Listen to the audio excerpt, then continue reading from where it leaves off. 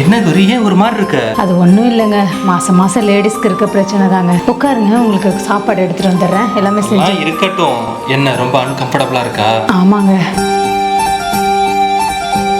இனிமே உனக்கு கவலை வேண்டாம் கௌரி.